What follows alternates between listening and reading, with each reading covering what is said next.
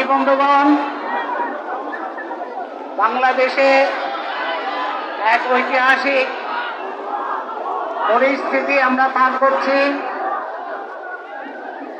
আমাদের সবাইকে ধৈর্যের পরিচয় দিতে হবে, ঐক্য বজায় রাখতে হবে। সহিংসতার অন্তর্ঘাত যারা চালাতে চায় তাদের সম্পর্কে সাবধান থাকতে হবে।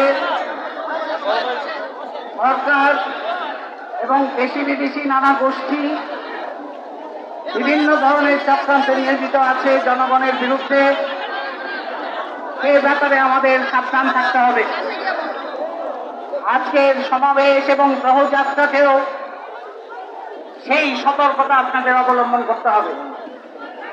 সংগ্রামী বন্ধুগণ, আমরা একটা ভয়ঙ্কর সময় পার করছি।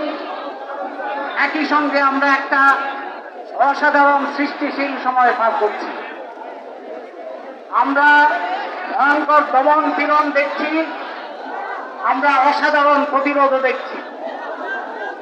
আমরা দেখতে পাচ্ছি 3 বছর বয়স থেকে শুরু করে 70 বছর পর্যন্ত নারী পুরুষ, শ্রমজীবী, পেশাজীবী, শিক্ষার্থী, শিক্ষক সকলের উপরে আক্রমণ আসছে।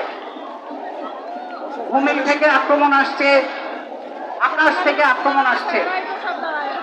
গুলিবিদ্ধ হয়ে 2 শতাধিক, প্রায় 300-র কাছাকাছি এখন রক্ষণশীল হিসাবে নিহত হয়েছেন মাত্র কয়দিনে সরকারি বাহিনী, রাষ্ট্রীয় বাহিনীর গুলিতে। এবং এই নিহতের কাতারে শ্রমজীবী মানুষ আছে, শিক্ষার্থী আছে, শিশু কিশোর আছে, অভিভাবকদের ঘরে ঘরে